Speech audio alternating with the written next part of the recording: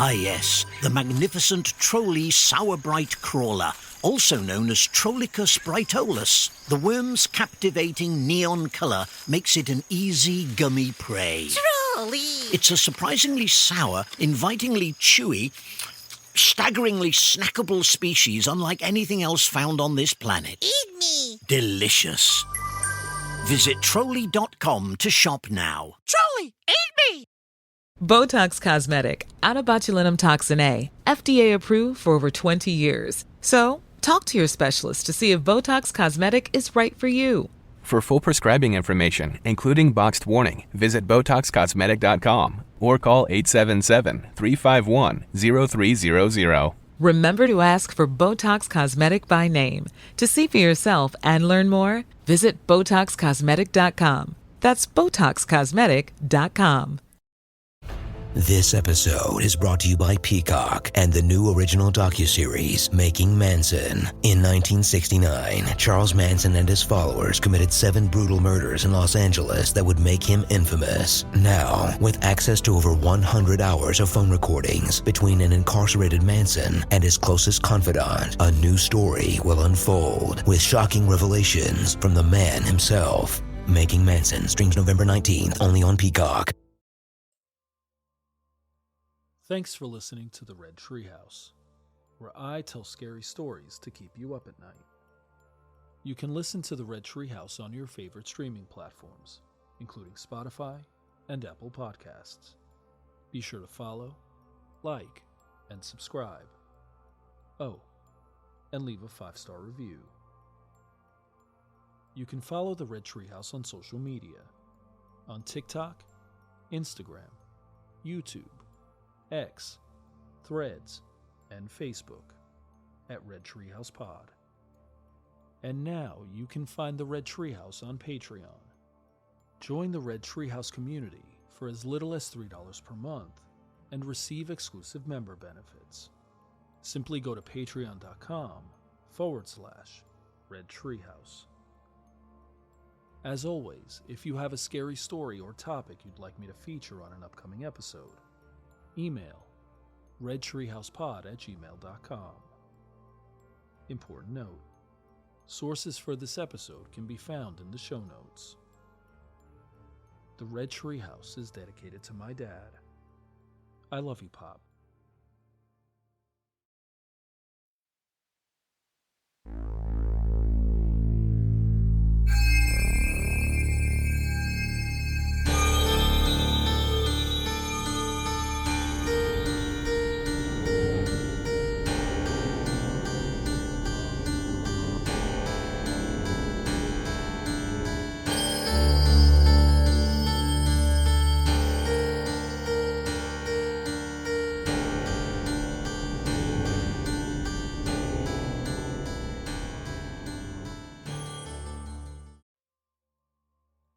The Strange Case of Dr. Jekyll and Mr. Hyde, Part 3.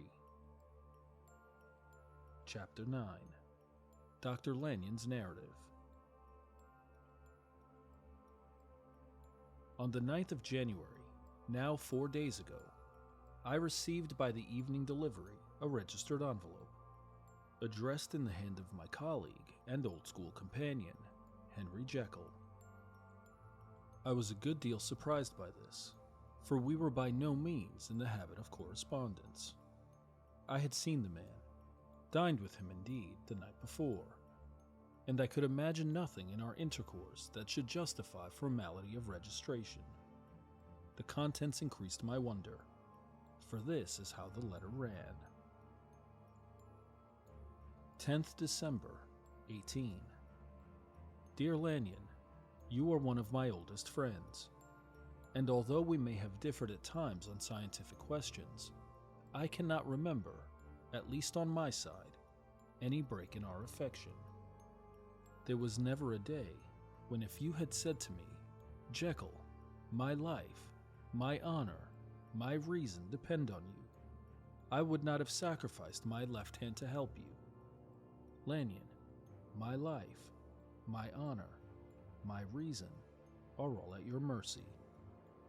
If you fail me tonight, I am lost. You might suppose, after this preface, that I am going to ask you for something dishonorable to grant. Judge for yourself. I want you to postpone all other engagements for tonight. Even if you were summoned to the bedside of an emperor, to take a cab, unless your carriage should be actually at the door, and with this letter in your hand for consultation, to drive straight to my house. Poole, my butler, has his orders. You will find him waiting for your arrival with a locksmith. The door of my cabinet is then to be forced, and you are to go in alone. To open the glazed press, letter E, on the left hand, breaking the lock if it be shut, and to draw out, with all its contents as they stand, the fourth drawer from the top, or which is the same thing, the third from the bottom. In my extreme distress of wind, I have a morbid fear of misdirecting you. But even if I am in error, you may know the right drawer by its contents: some powders, a file, and a paper book. This drawer I beg of you to carry back with you to Cavendish Square, exactly as it stands. That is the first part of the service. Now for the second. You should be back, if you set out at once on the receipt of this, long before midnight. But I will leave you that amount of margin, not only in the fear of one of those obstacles that can neither be prevented nor foreseen, but because an hour when your servants are in bed is to be preferred for what will then remain to do.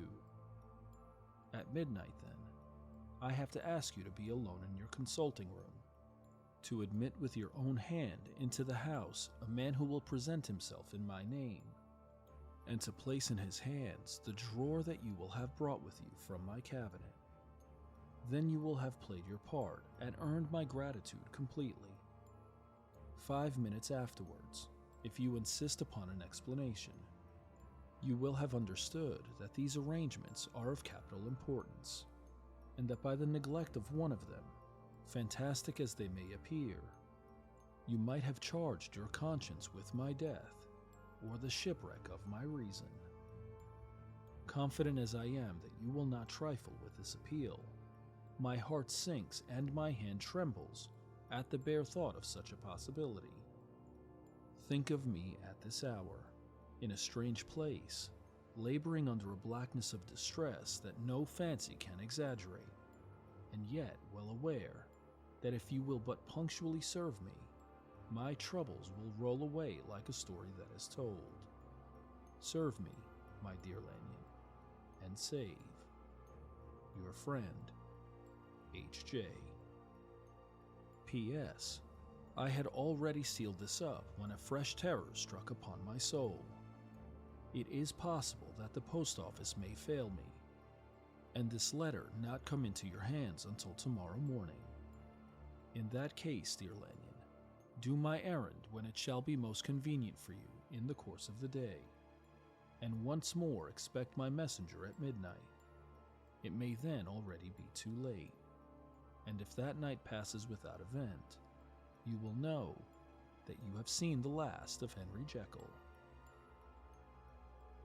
Upon the reading of this letter, I made sure my colleague was insane, but till that was proved beyond the possibility of doubt, I felt bound to do as he requested. The less I understood, the less I was in a position to judge of its importance, and an appeal so worded could not be set aside without a grave responsibility. I rose accordingly from table, got into a hansom, and drove straight to Jekyll's house. The butler was waiting my arrival. He had received by the same post as mine a registered letter of instruction, and had sent at once for a locksmith and a carpenter. The tradesmen came while we were yet speaking, and we moved in a body to old Dr. Denman's surgical theater, from which, as you are doubtless aware, Jekyll's private cabinet is most conveniently entered. The door was very strong, the lock excellent. The carpenter avowed he would have great trouble and have to do much damage if force were to be used, and the locksmith was near despair. But this last was a handy fellow, and after 2 hours' work, the door stood open. The press marked E was unlocked, and I took out the drawer, had it filled up with straw and tied in a sheet, and returned with it to Cavendish Square. Here I proceeded to examine its contents. The powders were neatly enough made up, but not with the nicety of the dispensing chemist, so that it was plain they were of Jekyll's private manufacture. And when I opened one of the wrappers, I found what seemed to me a simple crystalline salt of a white color. The phial, to which I next turned my attention, might have been about half full of a blood-red liquor, which was highly pungent to the sense of smell, and seemed to me to contain phosphorus and some volatile ether. At the other ingredients, I could make no guess. The book was an ordinary version book and contained little but a series of dates. These covered a period of many years, but I observed that the entries ceased nearly a year ago, and quite abruptly. Here and there, a brief remark was appended to a date, usually no more than a single word, double, occurring perhaps 6 times in a total of several hundred entries, and once very early in the list and followed by several marks of exclamation, total failure. All this, though it whetted my curiosity, told me little that was definite. Here were a phial of some tincture, a paper of some salt, and the record of a series of experiments that had led, like too many of Jekyll's investigations, to no end of practical usefulness. How could the presence of these articles in my house affect either the honor, the sanity, or the life of my flighty colleague? If his messenger could go to one place, why could he not go to another? And even granting some impediment, why was this gentleman to be received by me in secret? The more I reflected, the more convinced I grew that I was dealing with a case of cerebral disease. And though I dismissed my servants to bed, I loaded an old revolver, that I might be found in some posture of self-defense. 12 o'clock had scarce rung out over London, ere the knockers sounded very gently on the door. I went myself at the summons, and found a small man crouching against the pillars of the portico. "Are you come from Dr. Jekyll?" I asked. He told me yes by a constrained gesture, and when I had bidden him enter, he did not obey me without a searching backward glance into the darkness of the square. There was a policeman not far off, advancing with his bull's-eye open, and at the sight, I thought my visitor started and made greater haste. These particulars struck me, I confess, disagreeably, and as I followed him into the bright light of the consulting room, I kept my hand ready on my weapon. Here, at last, I had a chance of clearly seeing him. I had never set eyes on him before, so much was certain. He was small, as I have said. I was struck besides with the shocking expression of his face, with his remarkable combination of great muscular activity and great apparent debility of constitution, and last but not least, with the odd, subjective disturbance caused by his neighborhood. This bore some resemblance to incipient rigor, and was accompanied by a marked sinking of the pulse. At the time, I set it down to some idiosyncratic personal distaste, and merely wondered at the acuteness of the symptoms. But I have since had reason to believe the cause to lie much deeper in the nature of man, and to turn on some nobler hinge than the principle of hatred.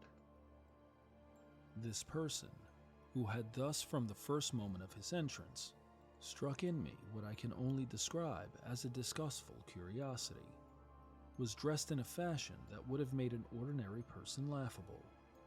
His clothes, that is to say, although they were of rich and sober fabric, were enormously too large for him in every measurement, the trousers hanging on his legs and rolled up to keep them from the ground, the waist of the coat below his haunches, and the collar sprawling wide upon his shoulders.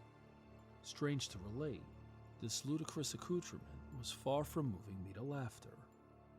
Rather, as there was something abnormal and misbegotten in the very essence of the creature that now faced me, something seizing, surprising, and revolting, this fresh disparity seemed but to fit in with and to reinforce it, so that to my interest in the man's nature and character, there was added a curiosity as to his origin, his life, his fortune, and status in the world. These observations, though they have taken so great a space to be set down in, were yet the work of a few seconds. My visitor was indeed on fire with somber excitement. "Have you got it?" he cried. "Have you got it?" And so lively was his impatience that he even laid his hand upon my arm and sought to shake me. I put him back, conscious at his touch of a certain icy pang along my blood. "Come, sir," said I. "You forget that I have not yet the pleasure of your acquaintance. Be seated, if you please." And I showed him an example, and sat down myself in my customary seat, and with as fair an imitation of my ordinary manner to a patient as the lateness of the hour, the nature of my preoccupations, and the horror I had of my visitor would suffer me to muster. "I beg your pardon, Dr. Lanyon," he replied civilly enough. "What you say is very well founded, and my impatience has shown its heels to my politeness. I come here at the instance of your colleague, Dr. Henry Jekyll, on a piece of business of some moment, and I understood." He paused and put his hand to his throat, and I could see, in spite of his collected manner, that he was wrestling against the approaches of the hysteria. I understood a drawer, but here I took pity on my visitor's suspense, and some perhaps on my own growing curiosity. "There it is, sir," said I, pointing to the drawer, where it lay on the floor behind a table and still covered with the sheet. He sprang to it, and then paused, and laid his hand upon his heart. I could hear his teeth grate with the convulsive action of his jaws, and his face was so ghastly to see that I grew alarmed both for his life and reason. "Compose yourself," said I. He turned a dreadful smile to me, and as if with the decision of despair, plucked away the sheet. At sight of the contents, he uttered one loud sob of such immense relief that I sat petrified, and the next moment, in a voice that was already fairly well under control, "Have you a graduated glass?" he asked. I rose from my place with something of an effort and gave him what he asked. He thanked me with a smiling nod, measured out a few minims of the red tincture, and added one of the powders. The mixture, which was at first of a reddish hue, began, in proportion as the crystals melted, to brighten in color, to effervesce audibly, and to throw off small fumes of vapor. Suddenly, and at the same moment, the ebullition ceased, and the compound changed to a dark purple, which faded again more slowly to a watery green. My visitor, who had watched these metamorphoses with a keen eye, smiled, set down the glass upon the table, and then turned and looked upon me with an air of scrutiny. "And now," said he, "to settle what remains, will you be wise? Will you be guided? Will you suffer me to take this glass in my hand and to go forth from your house without further parley? Or has the greed of curiosity too much command of you? Think before you answer, for it shall be done as you decide. As you decide, you shall be left as you were before, and neither richer nor wiser, unless the sense of service rendered to a man in mortal distress may be counted as a kind of riches of the soul. Or, if you shall so prefer to choose, a new province of knowledge and new avenues to fame and power shall be laid upon you, here in this room, upon the instant, and your sight shall be blasted by a prodigy to stagger the unbelief of Satan." "Sir," said I, affecting a coolness that I was far from truly possessing. You speak enigmas, and you will perhaps not wonder that I hear you with no very strong impression of belief. But I have gone too far in the way of inexplicable services to pause before I see the end. It is well, replied my visitor. Lanyon, you remember your vows. What follows is under the seal of our profession. And now, you who have so long been bound to the most narrow and material views, you who have denied the virtue of transcendental medicine, you who have derided your superiors, behold. He put the glass to his lips and drank at one gulp. A cry followed. He reeled, staggered, clutched at the table and held on, staring with injected eyes, gasping with open mouth. And as I looked, there came, I thought, a change. He seemed to swell. His face became suddenly black, and the features seemed to melt and alter. And the next moment, I had sprung to my feet and leaped back against the wall, my arm raised to shield me from that prodigy, my mind submerged in terror. "Oh God!" I screamed, and "Oh God!" again and again, for there before my eyes, pale and shaken and half fainting, and groping before him with his hands, like a man restored from death, there stood Henry Jekyll. What he told me in the next hour, I cannot bring my mind to set on paper. I saw what I saw, I heard what I heard, and my soul sickened at it. And yet now, when that sight has faded from my eyes, I ask myself if I believe it, and I cannot answer. My life is shaken to its roots. Sleep has left me. The deadliest terror sits by me at all hours of the day and night. I feel that my days are numbered, and that I must die. And yet, I shall die incredulous.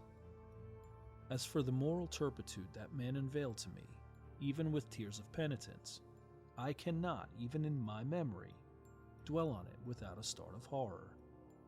I will say but one thing, Utterson, and that, if you can bring your mind to credit it, will be more than enough.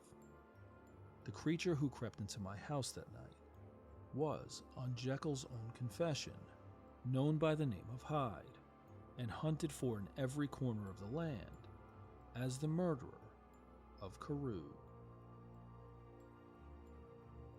Chapter 10. Henry Jekyll's full statement of the case. I was born in the year 18 to a large fortune, endowed besides with excellent parts, inclined by nature to industry, fond of the respect of the wise and good among my fellow men, and thus, as might have been supposed, with every guarantee of an honorable and distinguished future.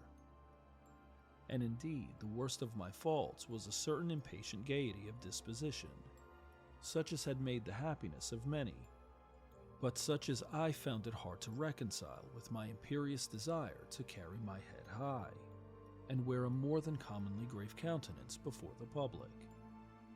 Hence it came about that I concealed my pleasures, and that when I reached years of reflection, and began to look round me and take stock of my progress and position in the world, I stood already committed to a profound duplicity of life. Many a man would have even blazoned such irregularities as I was guilty of, but from the high views that I had set before me, I regarded and hid them with an almost morbid sense of shame.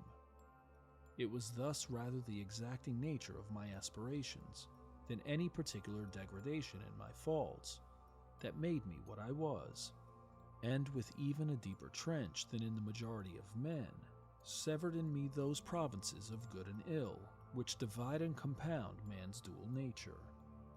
In this case, I was driven to reflect deeply and inveterately on that hard law of life, which lies at the root of religion and is one of the most plentiful springs of distress.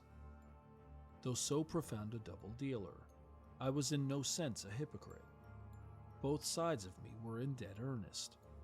I was no more myself when I laid aside restraint and plunged in shame, than when I labored in the eye of day at the furtherance of knowledge or the relief of sorrow and suffering. And it chanced that the direction of my scientific studies, which led wholly toward the mystic and the transcendental, reacted and shed a strong light on this consciousness of the perennial war among my members. With every day, and from both sides of my intelligence, the moral and the intellectual, I thus drew steadily nearer to that truth, by whose partial discovery I have been doomed to such a dreadful shipwreck, that man is not truly one, but truly two. I say two, because the state of my knowledge does not pass beyond that point. Others will follow. Others will outstrip me on the same lines, and I hazard the guess that man will be ultimately known for a mere polity of multifarious, incongruous, and independent denizens. I, for my part, from the nature of my life, advanced infallibly in one direction, and one direction only. It was on the moral side, and in my own person, that I learned to recognize the thorough and primitive duality of man. I saw that, of the two natures that contended in the field of my consciousness, even if I could rightly be said to be either, it was only because I was radically both. And from an early date, even before the course of my scientific discoveries had begun to suggest the most naked possibility of such a miracle, I had learned to dwell with pleasure, as a beloved daydream, on the thought of the separation of these elements. If each, I told myself, could but be housed in separate identities, life would be relieved of all that was unbearable. The unjust might go his way, delivered from the aspirations and remorse of his more upright twin, and the just could walk steadfastly and securely on his upward path, doing the good things in which he found his pleasure, and no longer exposed to disgrace and penitence by the hands of this extraneous evil. It was the curse of mankind that these incongruous things were thus bound together, that in the agonized womb of consciousness, these polar twins should be continuously struggling. How, then, were they dissociated? I was so far in my reflections when, as I have said, a sidelight began to shine upon the subject from the laboratory table. I began to perceive more deeply than it has ever yet been stated the trembling immateriality, the mist-like transience of the seemingly so solid body in which we walk attired. Certain agents I found to have the power to shake and to pluck back that fleshly vestment, even as a wind might toss the curtains of a pavilion. For two good reasons, I will not enter deeply into the scientific branch of my confession. First, because I have been made to learn that the doom and burden of our life is bound forever on man's shoulders, and when the attempt is made to cast it off, it but returns upon us with more unfamiliar and more awful pressure. Second, because as my narrative will make, alas, too evident, my discoveries were incomplete. Enough, then, that I not only recognized my natural body for the mere aura and effulgence of certain of the powers that made up my spirit, but managed to compound a drug by which these powers should be dethroned from their supremacy, and a second form and countenance substituted, none the less natural to me because they were the expression, and bore the stamp, of lower elements in my soul. I hesitated long before I put this theory to the test of practice. I knew well that I risked death, for any drug that so potently controlled and shook the very fortress of identity might, by the least scruple of an overdose, or at the least inopportunity in the moment of exhibition, utterly blot out that immaterial tabernacle which I looked to it to change. But the temptation of a discovery so singular and profound at last overcame the suggestions of alarm. I had long since prepared my tincture. I purchased at once, from a firm of wholesale chemists, a large quantity of a particular salt which I knew, from my experiments, to be the last ingredient required. And late one accursed night, I compounded the elements, watched them boil and smoke together in the glass, and when the ebullition had subsided, with a strong glow of courage, drank off the potion. The most racking pain succeeded, a grinding in the bones, deadly nausea, and a horror of the spirit that cannot be exceeded at the hour of birth or death. Then these agonies began swiftly to subside, and I came to myself as if out of a great sickness. There was something strange in my sensations, something indescribably new, and from its very novelty, incredibly sweet. I felt younger, lighter, happier in body. Within, I was conscious of a heady recklessness, a current of disordered sensual images running like a mill race in my fancy, a solution of the bonds of obligation, an unknown, but not an innocent freedom of the soul. I knew myself, at the first breath of this new life, to be more wicked, tenfold more wicked, sold a slave to my original evil. And the thought, in that moment, braced and delighted me like wine. I stretched out my hands, exulting in the freshness of these sensations, and in the act, I was suddenly aware that I had lost in stature. There was no mirror at that date in my room. That which stands beside me as I write was brought there later on, and for the very purpose of these transformations. The night, however, was far gone into the morning. The morning, black as it was nearly ripe for the conception of the day. The inmates of my house were locked in the most rigorous hours of slumber, and I determined, flushed as I was with hope and triumph, to venture in my new shape as far as to my bedroom. I crossed the yard, wherein the constellations looked down upon me. I could have thought, with wonder, the first creature of that sort that their unsleeping vigilance had yet disclosed to them. I stole through the corridors, a stranger in my own house, and coming to my room, I saw for the first time the appearance of Edward Hyde. I must here speak by theory alone, saying not that which I know, but that which I suppose to be most probable. The evil side of my nature, to which I had now transferred the stamping efficacy, was less robust and less developed than the good which I had just opposed. Again, in the course of my life, which had been, after all, 9/10 a life of effort, virtue, and control, it had been much less exercised and much less exhausted. And hence, as I think, it came about that Edward Hyde was so much smaller, slighter, and younger than Henry Jekyll. Even as good shone upon the countenance of the one, evil was written broadly and plainly on the face of the other. Evil, besides, which I must still believe to be the lethal side of man, had left on that body an imprint of deformity and decay. And yet, when I looked upon that ugly idol in the glass, I was conscious of no repugnance, rather of a leap of welcome. This too was myself. It seemed natural and human. In my eyes, it bore a livelier image of the spirit. It seemed more express and single than the imperfect and divided countenance I'd been hitherto accustomed to call mine. And insofar I was doubtless right.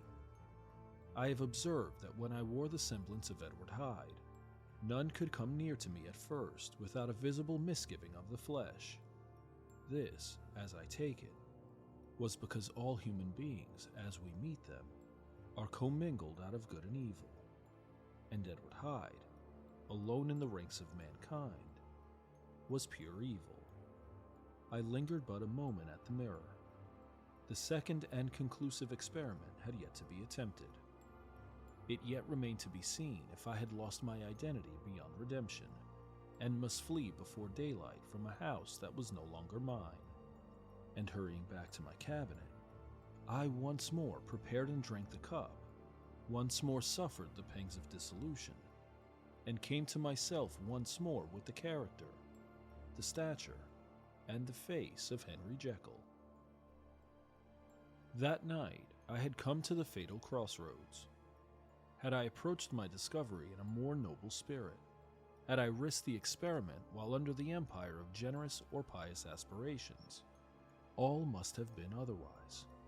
And from these agonies of death and birth, I had come forth an angel instead of a fiend. The drug had no discriminating action. It was neither diabolical nor divine. It but shook the doors of the prison house of my disposition, and like the captives of Philippi, that which stood within ran forth. At that time my virtue slumbered. My evil, kept awake by ambition, was alert and swift to seize the occasion. And the thing that was projected was Edward Hyde.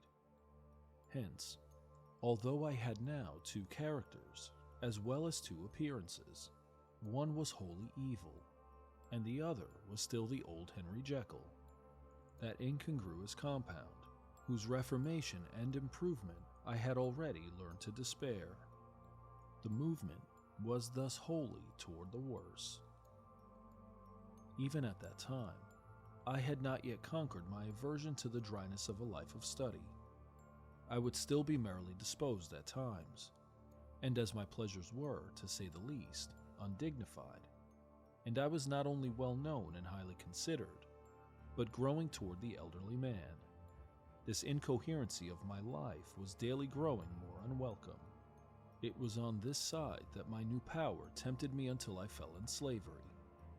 I had but to drink the cup, to doff at once the body of the noted professor, and to assume, like a thick cloak, that of Edward Hyde. I smiled at the notion. It seemed to me at the time to be humorous, and I made my preparations with the most studious care. I took and furnished that house in Soho, to which Hyde was tracked by the police, and engaged as housekeeper a creature whom I knew well to be silent and unscrupulous. On the other side, I announced to my servants that a Mr. Hyde, whom I described, was to have full liberty and power about my house in the square, and to parry mishaps, I even called and made myself a familiar object in my second character. I next drew up that will to which you so much objected, so that if anything befell me in the person of Dr. Jekyll, I could enter on that of Edward Hyde without pecuniary loss. And thus fortified, as I supposed, on every side, I began to profit by the strange immunities of my position. Men have before hired bravos to transact their crimes, while their own person and reputation sat under shelter. I was the first that ever did so for his pleasures. I was the first that could thus plot in the public eye with a load of genial respectability, and in a moment, like a schoolboy, strip off these lendings and spring headlong into the sea of liberty. But for me, in my impenetrable mantle, the safety was complete. Think of it, I did not even exist.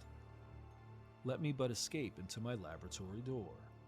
Give me but a second or two to mix and swallow the draught that I had always standing ready, and whatever he had done, Edward Hyde would pass away like the stain of breath upon a mirror, and there, in his stead, quietly at home, trimming the midnight lamp in his study, a man who could afford to laugh at suspicion, would be Henry Jekyll. The pleasures which I made haste to seek in my disguise were, as I have said, undignified. I would scarce use a harder term.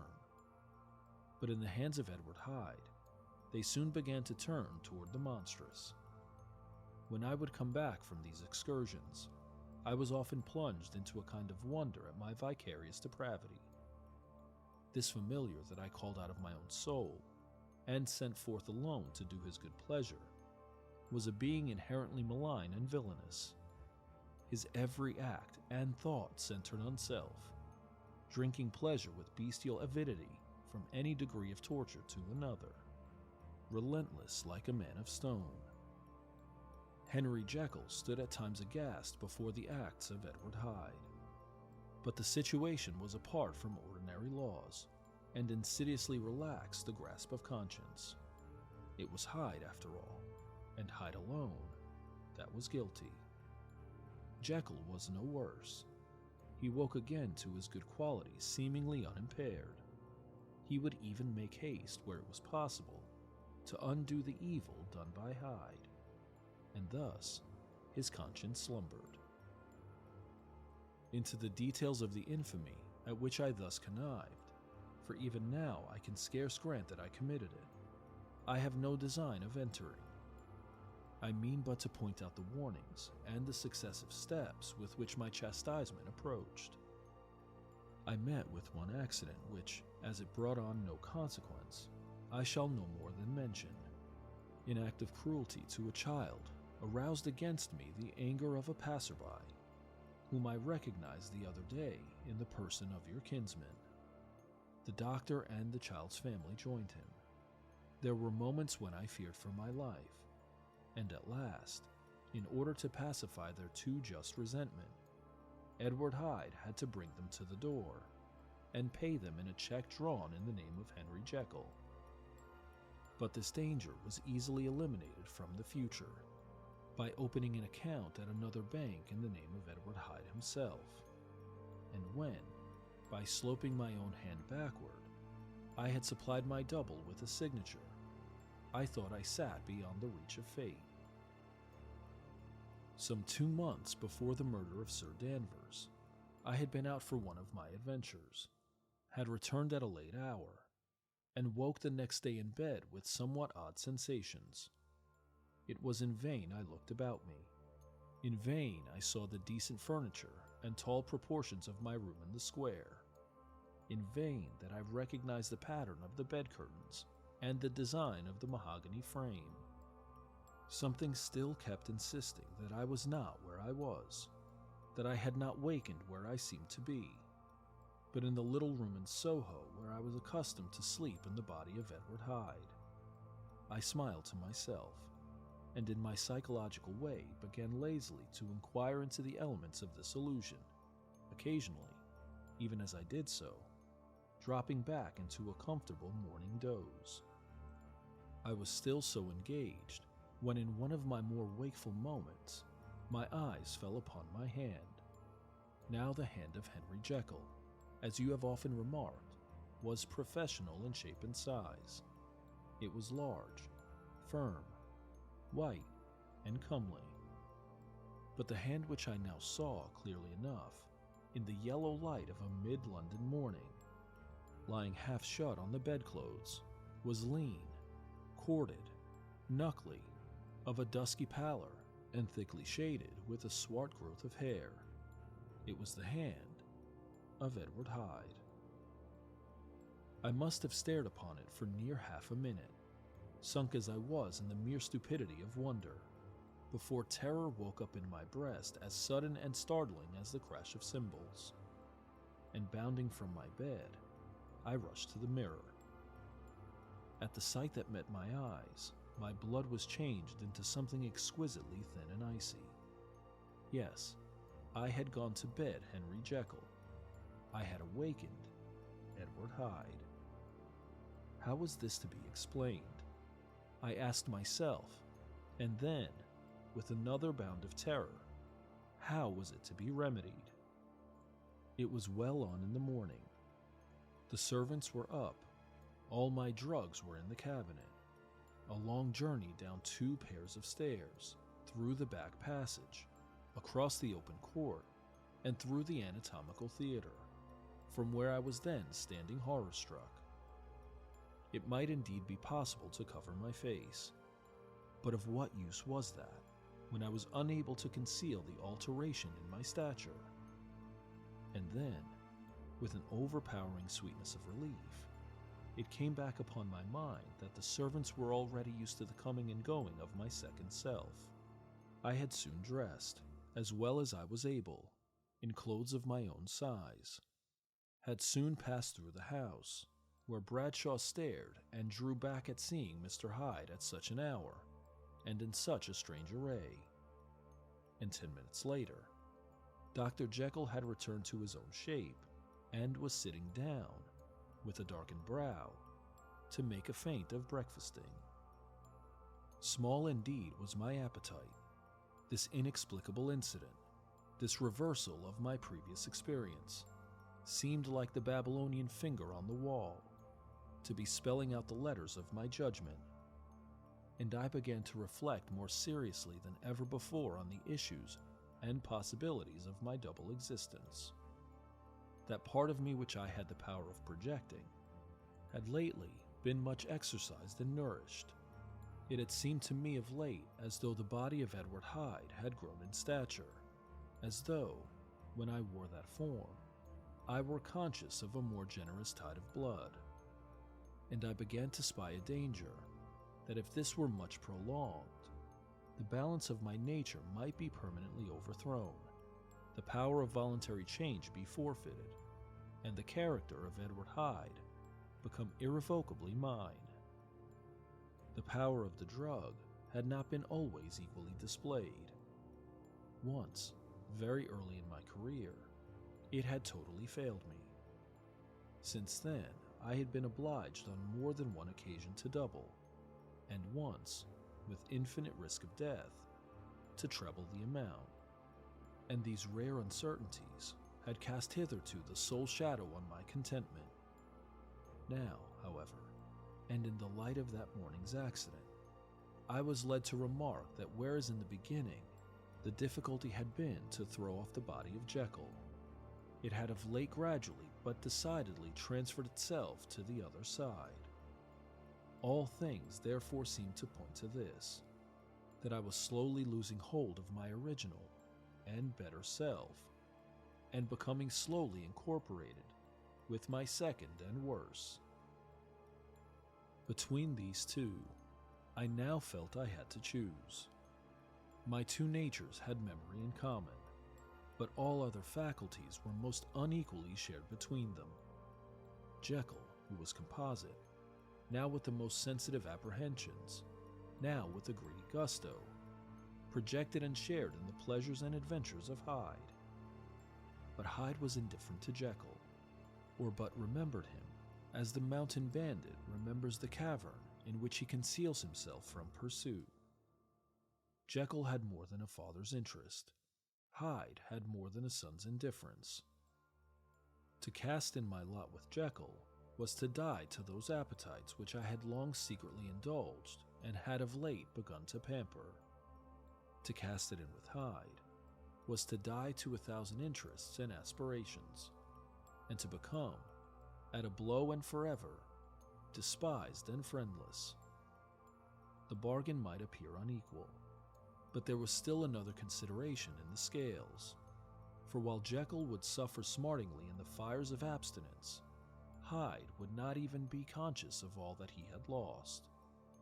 Strange as my circumstances were, the terms of this debate are as old and commonplace as man. Much the same inducements and alarms cast the die for any tempted and trembling sinner. And it fell out with me, as it falls with so vast a majority of my fellows, that I chose the better part and was found wanting in the strength to keep to it. Yes, I preferred the elderly and discontented doctor, surrounded by friends and cherishing honest hopes, and bade a farewell to the liberty, the comparative youth, the light step, leaping impulses, and secret pleasures that I had enjoyed in the disguise of Hyde. I made this choice perhaps with some unconscious reservation, for I neither gave up the house in Soho, nor destroyed the clothes of Edward Hyde, which still lay ready in my cabinet. For 2 months, however, I was true to my determination. For 2 months I led a life of such severity as I had never before attained to, and enjoyed the compensations of an approving conscience. But time began at last to obliterate the freshness of my alarm. The praises of conscience began to grow into a thing of course. I began to be tortured with throes and longings, as of Hyde struggling after freedom. And at last, in an hour of moral weakness, I once again compounded and swallowed the transforming draught.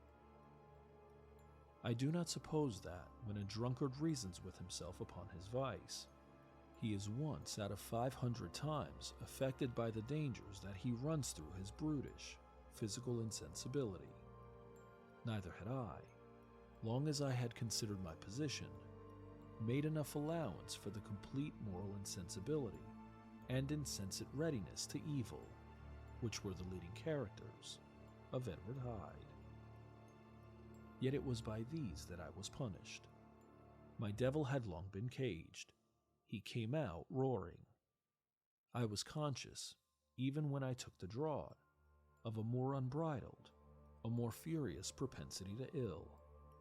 It must have been this, I suppose, that stirred in my soul that tempest of impatience with which I listened to the civilities of my unhappy victim.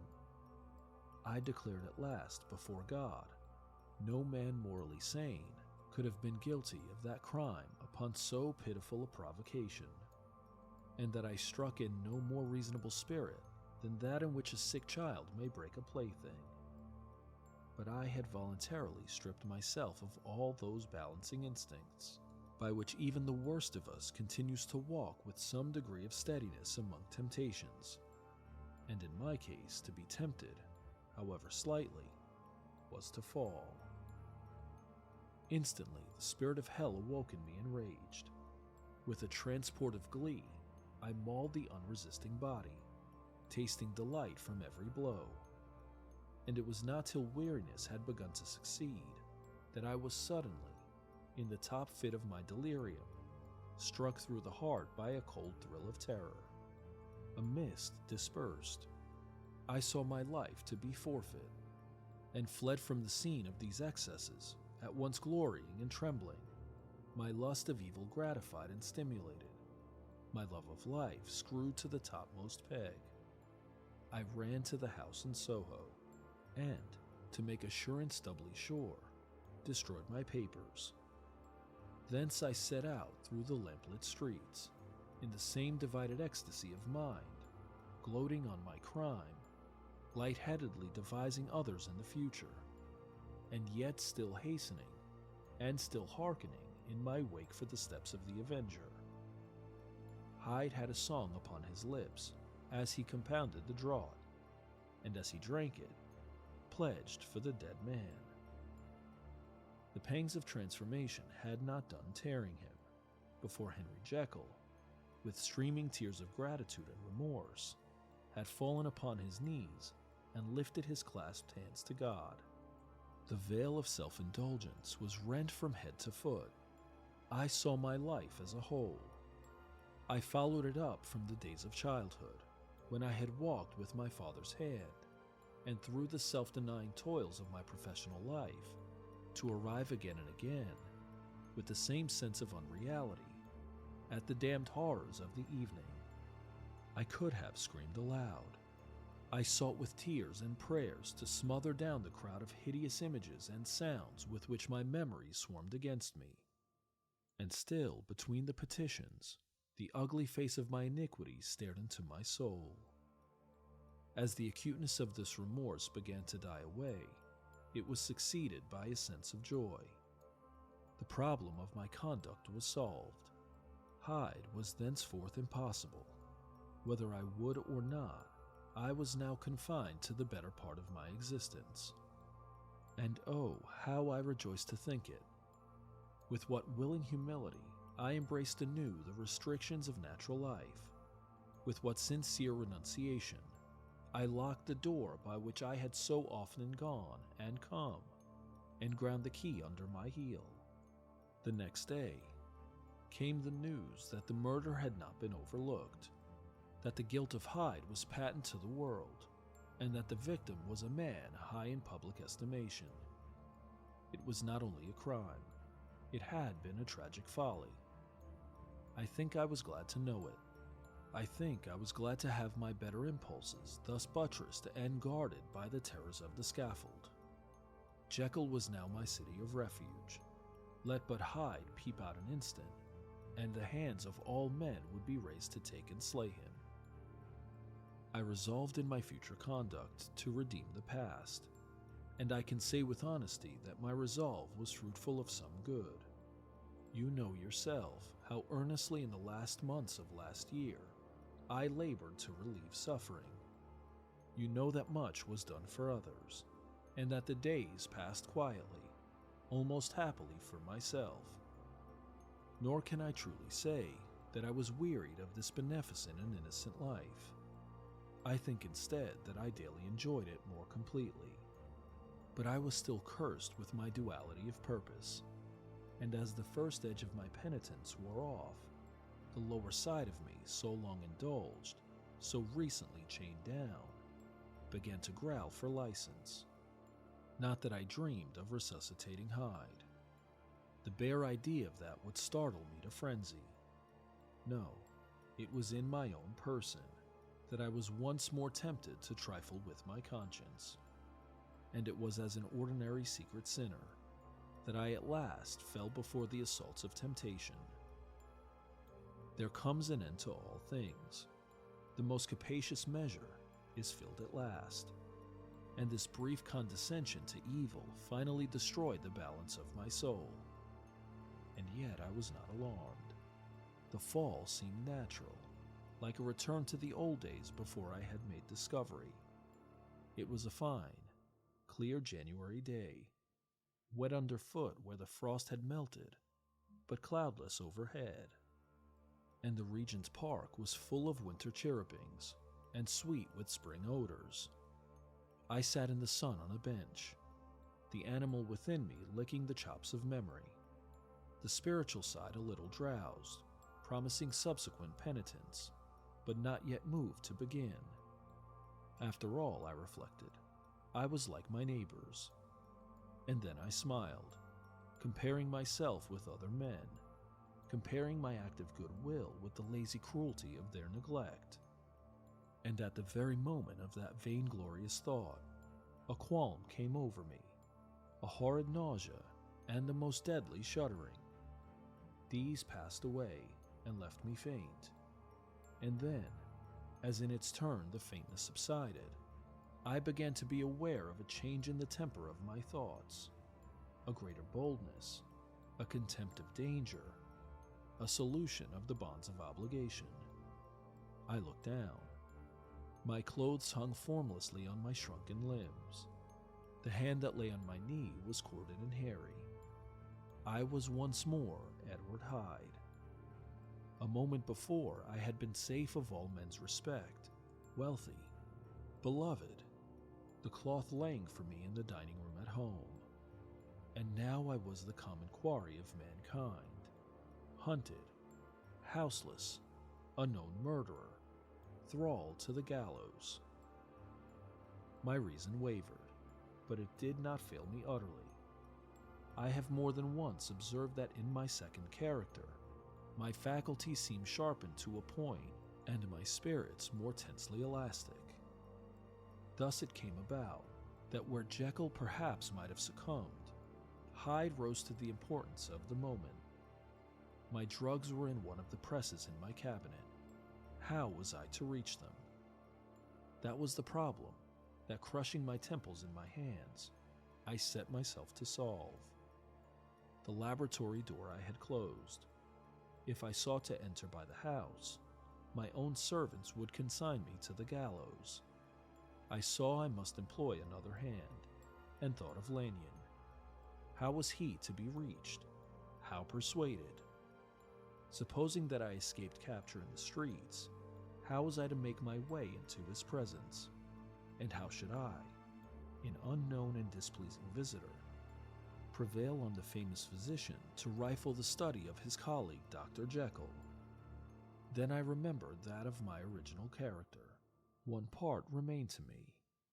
I could write my own hand, and once I had conceived that kindling spark, the way that I must follow became lighted up from end to end.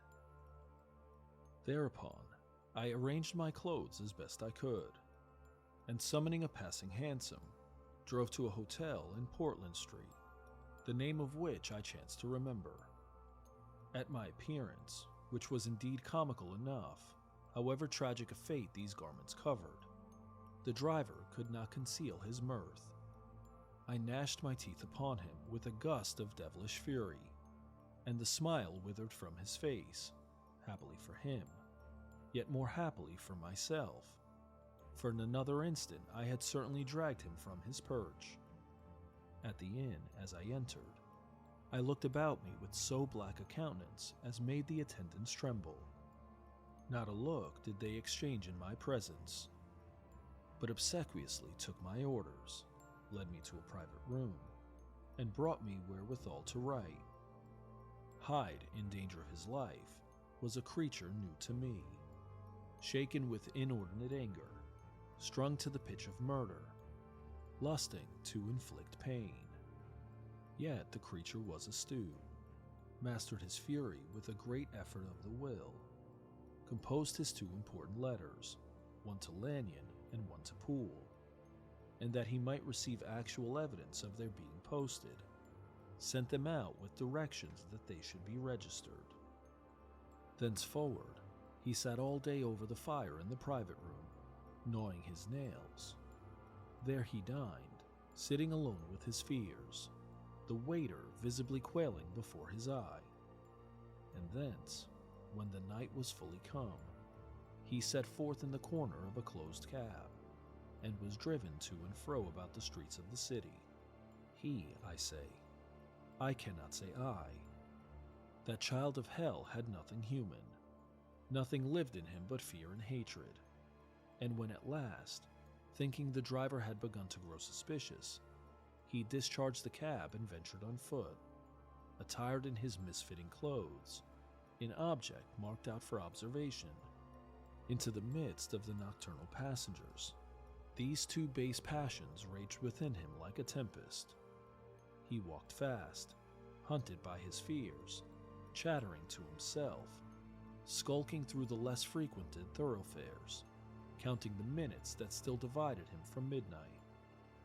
Once a woman spoke to him, offering, I think, a box of lights. He smote her in the face, and she fled.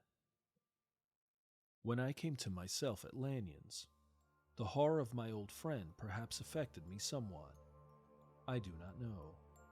It was at last but a drop in the sea to the abhorrence with which I look back upon these hours. A change had come over me. It was no longer the fear of the gallows. It was the horror of being Hyde that racked me. I received Lanyon's condemnation partly in a dream. It was partly in a dream that I came home to my own house and got into bed. I slept after the prostration of the day, with a stringent and profound slumber which not even the nightmares had wrung me could avail to break. I awoke in the morning shaken, weakened, but refreshed. I still hated and feared the thought of the brute that slept within me, and I had not, of course, forgotten the appalling dangers of the day before. But I was once more at home, in my own house and close to my drugs, and gratitude for my escape shone so strongly in my soul that it almost rivaled the brightness of hope. I was stepping leisurely across the court after breakfast, drinking the chill of the air with pleasure, when I was seized again with those indescribable sensations that heralded the change, and I had but the time to gain the shelter of my cabinet, before I was once again raging and freezing with the passions of Hyde. It took on this occasion a double dose to recall me to myself, and alas, 6 hours after, as I sat looking sadly in the fire, the pangs returned, and the drug had to be re-administered. In short, from that day forth, it seemed only by a great effort as of gymnastics, and only under the immediate stimulation of the drug, that I was able to wear the countenance of Jekyll. At all hours of the day and night, I would be taken with a premonitory shudder. Above all, if I slept, or even dozed for a moment in my chair, it was always as Hyde that I awakened. Under the strain of this continually impending doom, and by the sleepiness to which I now condemned myself, I, even beyond what I had thought possible to man, I became in my own person a creature eaten up and emptied by fever, languidly weak both in body and mind, and solely occupied by one thought, the horror of my other self.